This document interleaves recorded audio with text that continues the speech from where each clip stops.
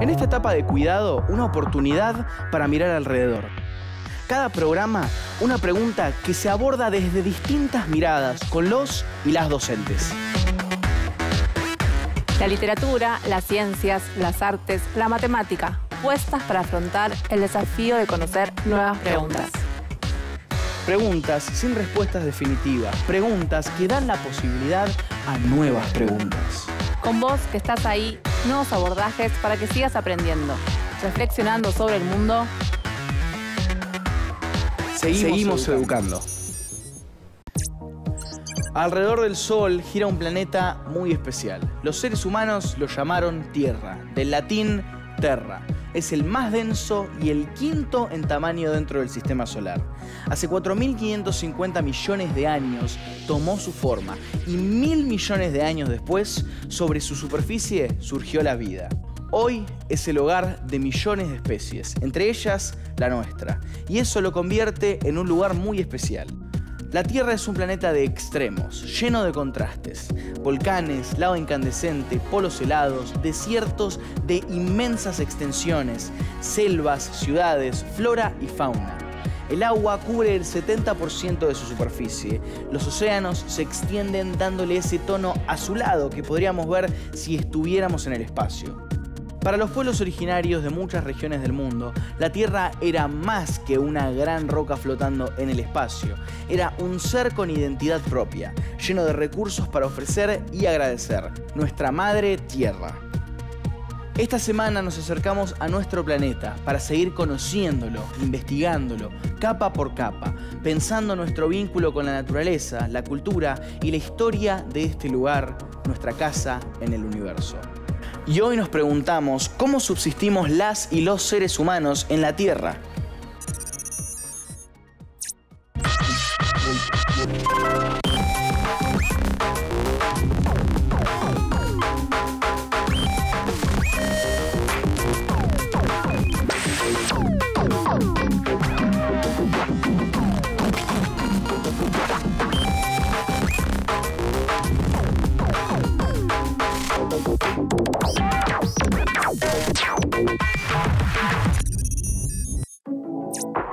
Y hoy nos preguntamos cómo subsistimos las y los seres humanos en la Tierra.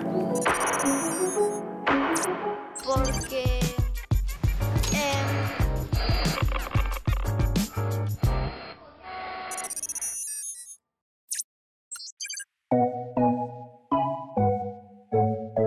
¿Qué sabes sobre la relación de las personas con la Tierra en la prehistoria?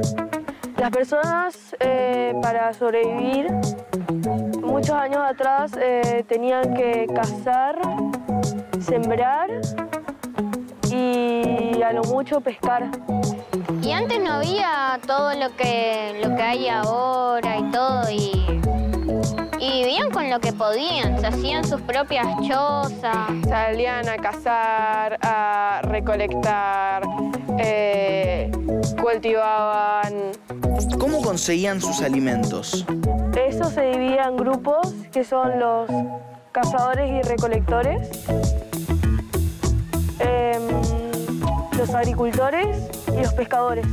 Para comer tenían que cazar y tenían que hacer sus propias armas, las cuales las hacían con piedra, algunos con madera, y las afilaban con piedra. Cazaban, pescaban, cultivaban, plantaban árboles y cuidaban más el medio ambiente. ¿Oíste hablar de nomadismo alguna vez? Que ellos no se quedaban en un mismo lugar mucho tiempo porque se les acababa la comida. Es cuando un pueblo no se queda en un lugar fijo. Los nómades son las comunidades aborígenes o indios donde se mudan de un lugar a otro por los recursos naturales de la tierra. ¿Seguirán existiendo pueblos nómades? Son comunidades nómades que siguen inmigrando y haciendo su tipo de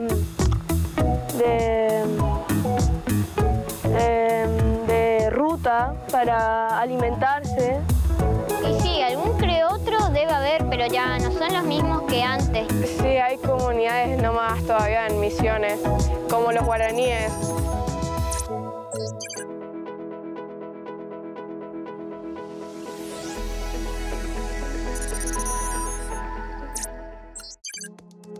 Hora de movernos.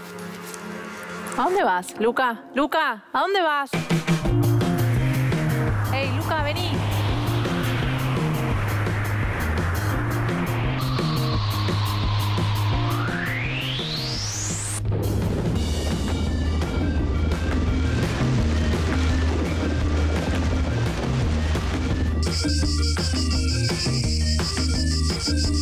Mejor me vuelvo al estudio, donde está Maga.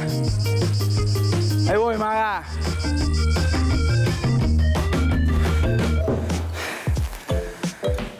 Ok, acá el clima está un poco más lindo.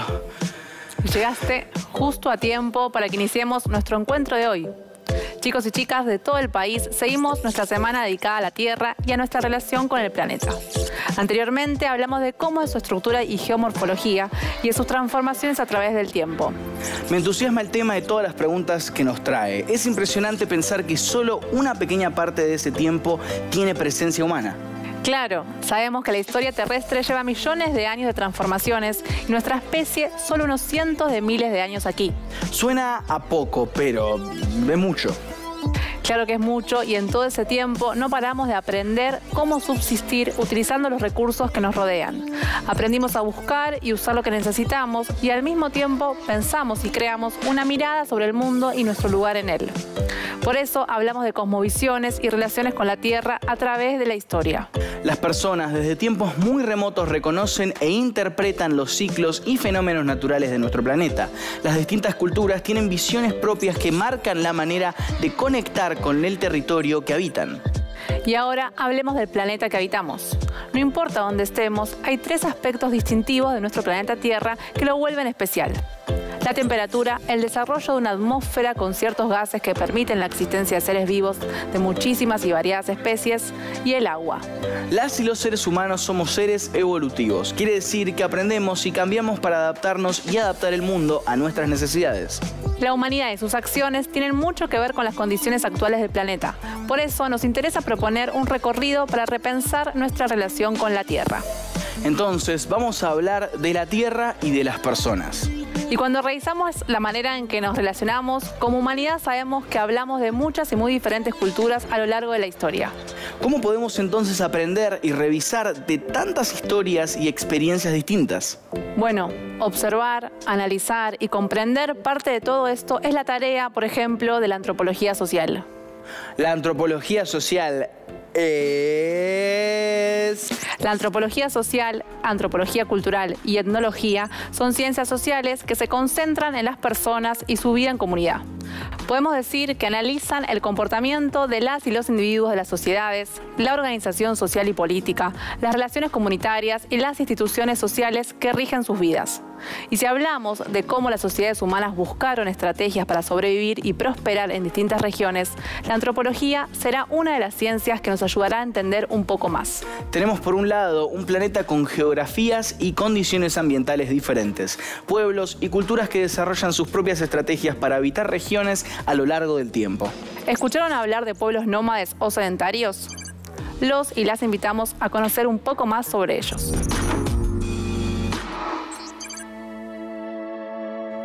Habitamos un planeta con desiertos, selvas, planicies verdes, costas pacíficas o mares embravecidos. Geografías que albergan formas de vida que desarrollan adaptaciones a las condiciones existentes.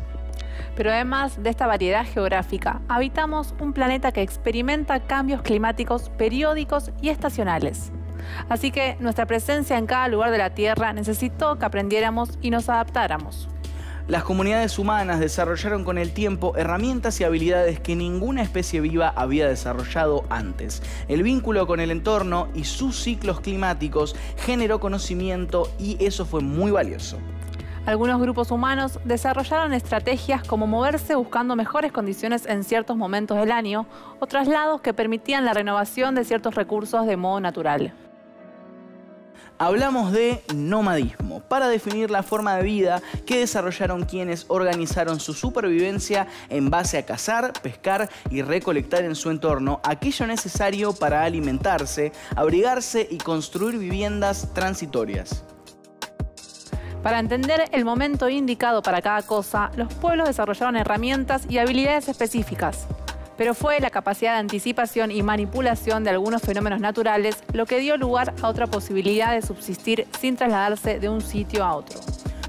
Hablamos ahora de sedentarismo, para mencionar las estrategias humanas para asentarse en un lugar y asegurar los recursos necesarios para la vida de modo estable. Se cree que antes de cambiar los asentamientos del lugar, algunas comunidades observaron que ciertas especies vegetales, como el trigo, podían almacenarse. Eso podía extender la estadía en un mismo lugar. El cultivo y la cría de animales fueron determinantes para los pueblos sedentarios.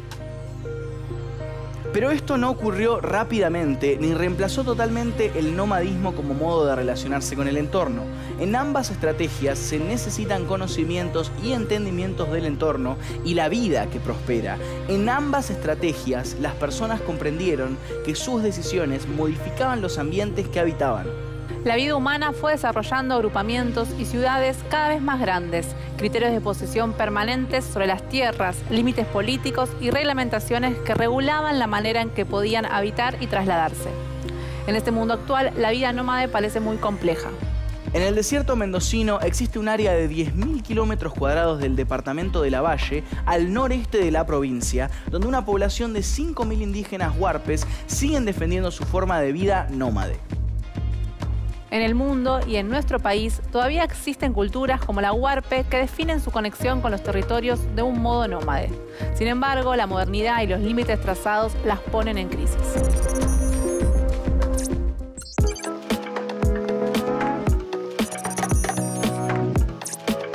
Estamos hace miles de años habitando el planeta y aprendimos con el tiempo a maximizar la producción de alimentos que la humanidad necesita para sobrevivir. Porque hoy habitamos el planeta en el que nos acercamos a las 8.000 millones de personas aquí. Si están cerca de alguna persona de unos 40 años, imaginen que cuando nació éramos la mitad de los seres humanos que somos hoy en la Tierra. ¿Qué pasó? Desde la revolución industrial del siglo XVIII en adelante, el crecimiento de la población mundial fue explosivo y constante. Cada adelanto científico asociado a la salud o a la producción nos enseñó a vivir más y multiplicarnos. Ok, pero eso fue bueno, ¿no es así? Es algo bueno eso. El avance científico y la evolución del conocimiento trajo muchísimos cambios positivos, pero también nos desafía la adaptación de nuestras formas de habitar el mundo, porque globalmente tenemos el compromiso de pensar y repensar las formas en que vamos a producir alimentos y asegurar recursos para toda la humanidad. La velocidad a la que crece la población mundial nos desafía a encontrar no solo maneras de producir más, sino también producir con criterios sustentables.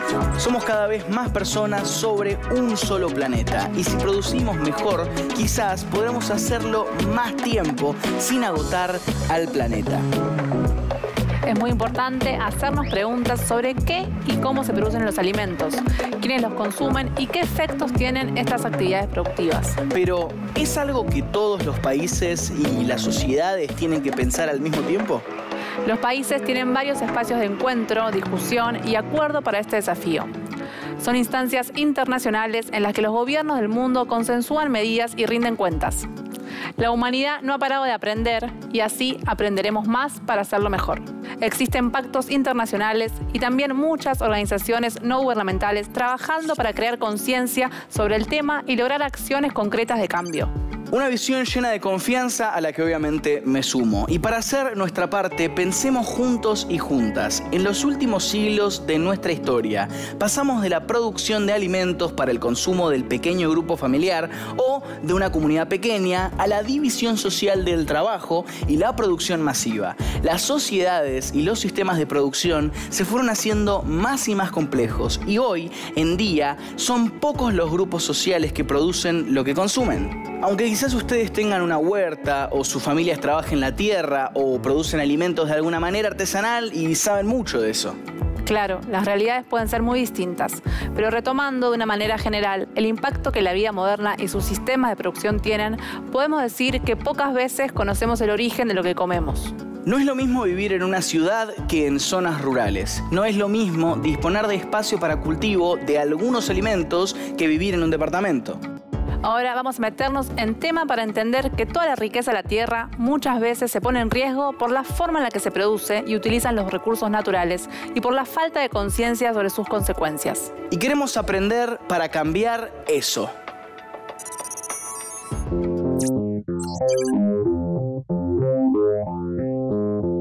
A través de nuestra historia observamos que las sociedades y los sistemas de producción se fueron haciendo más y más complejos. Complejos como...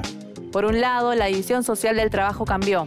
Las sociedades que favorecieron el crecimiento de grandes centros urbanos fueron delegando la actividad de producción de alimentos que pasó a desarrollarse por algunos sectores como actividad comercial privada. Cambió el uso de las tierras productivas y esto generó conflictos. Por ejemplo, sabemos sobre las dificultades que tienen los pueblos originarios que reclaman las tierras que siempre ocuparon indispensables para la producción comunitaria. La vida moderna y sus lógicas de producción amenazan permanentemente su estilo de vida. Los procesos productivos se hicieron masivos, muy tecnificados, basados en el uso de máquinas, sistemas de riego y cultivo con vehículos fabricados para cada uno de los procesos que requiere la tierra. Pero además, la tierra productiva se concentra en pocos propietarios. Y esos propietarios deciden qué cultivar según el beneficio económico que les genera la actividad productiva. En nuestro país, por ejemplo, se comenzó a producir mucha soja para exportar a otros países con el fin de alimentar animales. Pero la falta de rotación de los cultivos y descanso de los suelos fue deteriorando la riqueza de la tierra. Pero sumamos otro factor preocupante. El uso de productos químicos para controlar plagas puso por delante la protección de la producción sin tomar en cuenta los efectos sobre la salud. Por último, ciertos avances científicos permitieron manipular genéticamente algunas variedades de plantas y granos para que luzcan mejor, tengan mayor durabilidad o resistencia. A esas especies se les llama transgénicas. Por lo general, esos productos modificados que ofrecen son más eficientes para el comercio porque duran más tiempo en toda la cadena de transporte y venta. Sin embargo, tenemos que saber que no es un producto natural y que la manipulación genética genera mucho debate. Esas modificaciones se patentan y luego se convierten en un factor de mucho peso en la producción de alimentos. Por ejemplo, ciertas semillas modificadas son vendidas por una sola empresa. Como esa semilla es resistente a casi todo su uso, se hace a gran escala y hace imposible que una pequeña producción pueda competir en el mercado con precios similares. Mucha información para que sigamos pensando.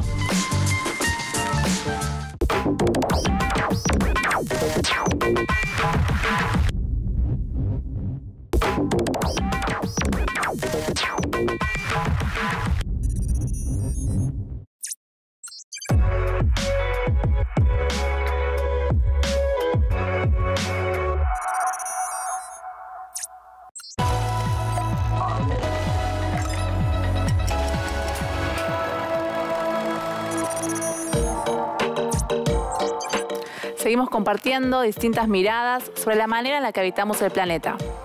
Ya sabemos que aprendemos y cambiamos y que eso tiene mucho de bueno y mucho de desafiante. Al comienzo del programa hablamos de las formas de vida nómades y sedentarias que tienen que ver con la manera en que nos relacionamos con nuestro entorno. La lectura que les proponemos hoy tiene que ver con eso. Vamos a leer un fragmento del libro El retorno de los nómades de Elias Schenk. Retornos. Hace muchísimos siglos, en los orígenes del planeta y antes de que los hombres inventaran los relojes, los paraguas, los bolsillos y los pañuelos, el planeta estaba habitado por nómades.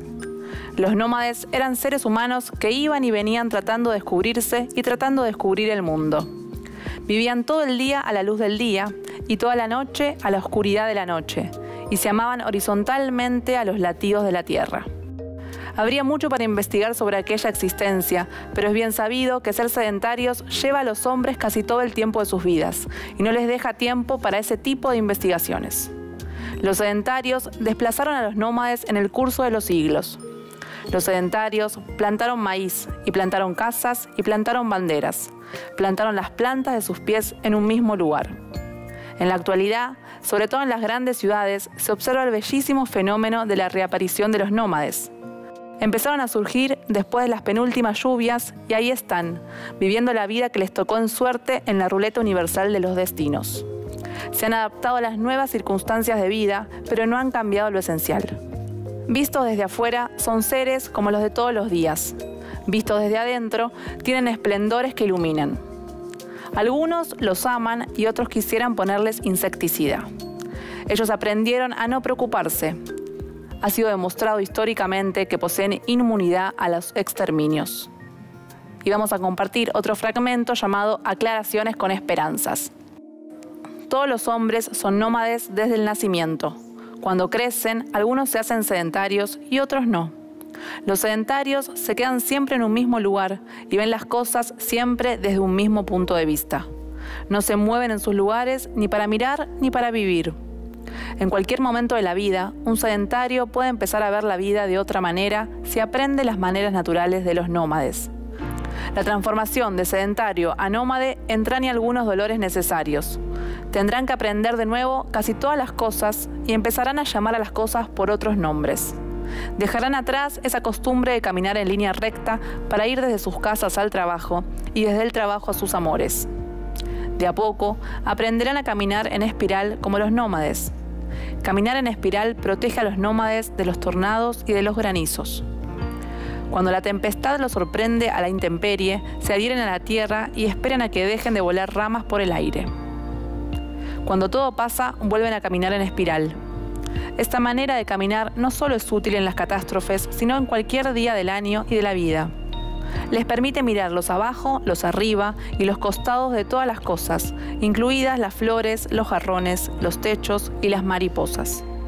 Hay otras condiciones básicas para transformarse de sedentarios en nómades, dado que no solo caminan en espiral, sino que vuelan por los 7 puntos cardinales del espacio. En relación a esto, es necesario que los sedentarios estén atentos al periodo en que comiencen a desarrollarse las alas. En esos días y en esas noches, sobre todo en esas noches, pueden tener sensaciones de vértigo o náuseas, o un incontrolable deseo de llorar arrepentimientos antiguos.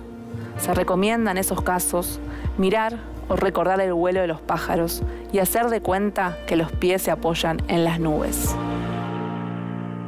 Estos fueron 2 fragmentos del libro El retorno de los nómades de Lia Schenk.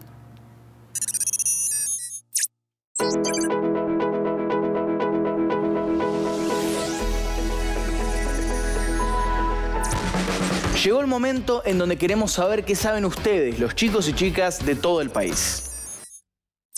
Porque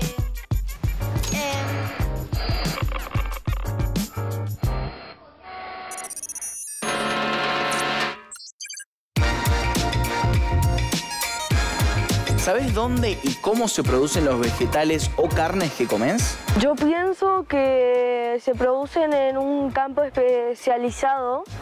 y sí, las verduras normalmente en los campos y en las chacras, donde plantan una semilla, va creciendo y cosechan su fruto. Algunos la venden y va todo y bueno.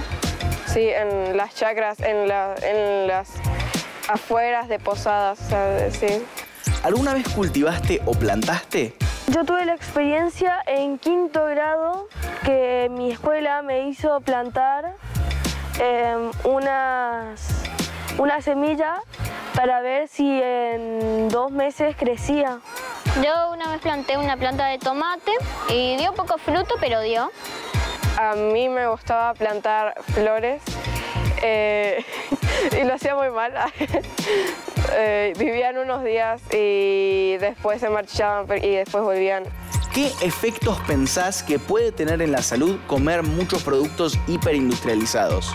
Se te junta, se te hace la grasa que tenemos en nuestro cuerpo y eso nos hace muy mal a la salud. La comida procesada, aunque así, pierde normalmente. Si dice que, yo qué sé, son palitos de fruta, van perdiendo sus proteínas y todo. Puede causar muchos problemas en el estómago en general, obesidad. ¿Te gustaría trabajar produciendo alimentos? Puede ser una posibilidad que yo siga eso. Cuando termine secundaria quiero trabajar en marketing y administración de empresas. No al 100% dedicarme a eso. Me gustaría tener un lugar en mi vida apartado para la huerta, las plantas y todo, pero no vivir de eso. Seguimos pensando sobre cómo abordamos la producción de los alimentos. Sabemos que hay una gran parte de la producción que se hace a escala masiva y está guiada por intereses comerciales que resultan muy lejanos. Pero también hay proyectos y propuestas que proponen una mirada diferente, como la Unión de Trabajadores y Trabajadoras de la Tierra, que es una organización nacional de familias, pequeño productoras y campesinas. Esta organización está presente en 15 provincias del país y postulan una producción que respete la naturaleza y valore el trabajo de las unidades productoras y de las familias que consumen su producción. La organización plantea una profunda atención a ciertos ejes como agroecología, derechos y propiedad de la tierra y género.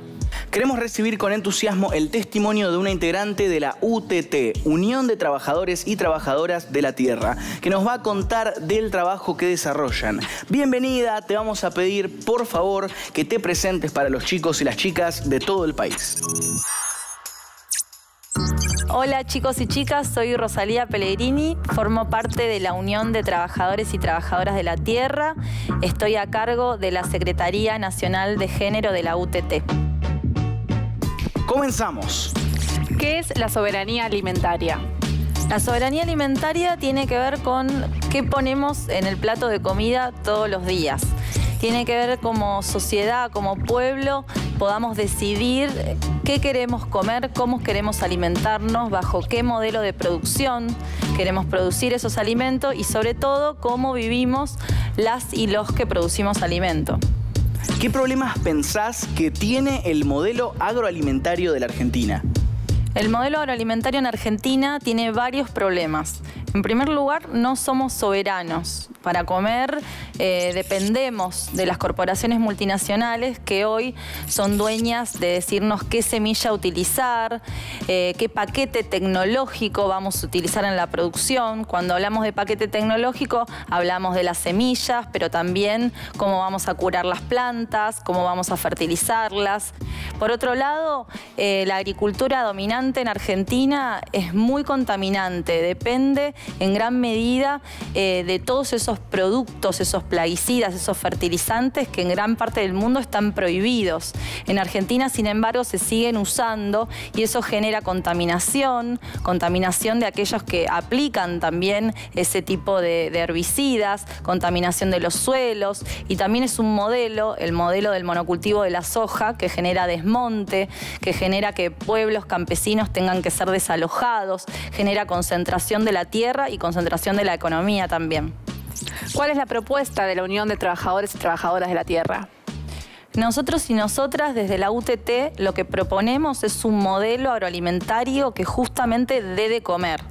El alimento tiene que estar en función social, tiene que responder a qué va a comer nuestro pueblo. Y en esa respuesta tiene que haber acceso a la tierra, por eso proponemos una ley de acceso a la tierra para democratizar el acceso a la tierra en la Argentina y los que producimos alimentos seamos finalmente dueños de la tierra que trabajamos. También un modelo que se base en la agroecología. Tenemos que implementar prácticas que sean sustentables y en armonía con la naturaleza, que generen biodiversidad, que generen también cuidado al mismo tiempo que producimos alimentos saludables. También proponemos el comercio directo de los productores y productoras a los consumidores, comercio de cercanía, que cada uno pueda saber qué está comprando y cómo se produce lo que se está comprando. ¿Qué relación hay entre las mujeres y la agroecología? En la agroecología se recuperan un montón de saberes y de prácticas que las mujeres campesinas siempre hicimos, ¿no? La agroecología se trata de recuperación de prácticas ancestrales, pero también en las mujeres siempre hubo una agricultura del cuidado. una agricultura de saber que lo que estamos produciendo son alimentos que va a comer nuestra familia y que van a comer otras familias, y que el alimento no es mercancía. También siempre estuvo en nosotras esa práctica de producir biodiversidad, de tener nuestros jardines con flores, y de alguna manera también los bioinsumos que reemplazan los agrotóxicos son recetas también, recetas que se hacen en una olla, ¿no? Muchas prácticas que las mujeres siempre hicimos, la agroecología las valora y las pone en primer lugar, porque tiene que ver también con esa perspectiva de cuidado que tenemos las mujeres.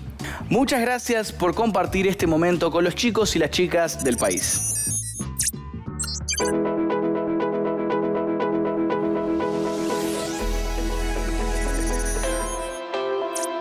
En este rato que estuvimos dedicando a compartir distintos acercamientos a cómo habitamos nuestro planeta, siguió aumentando la población mundial.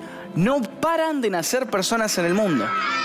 Estamos aquí y habitamos el planeta desde hace miles de años. Desarrollamos estrategias para abastecernos de lo necesario para sobrevivir, y esas estrategias tuvieron y tienen que ver con nuestra relación con el ambiente. Por eso hablamos de las sociedades humanas nómades y de las sedentarias. Y nos leíste un texto sobre esto en nuestro momento de lectura que nos ayudó a entender la conexión con el ambiente de estos estilos de vida.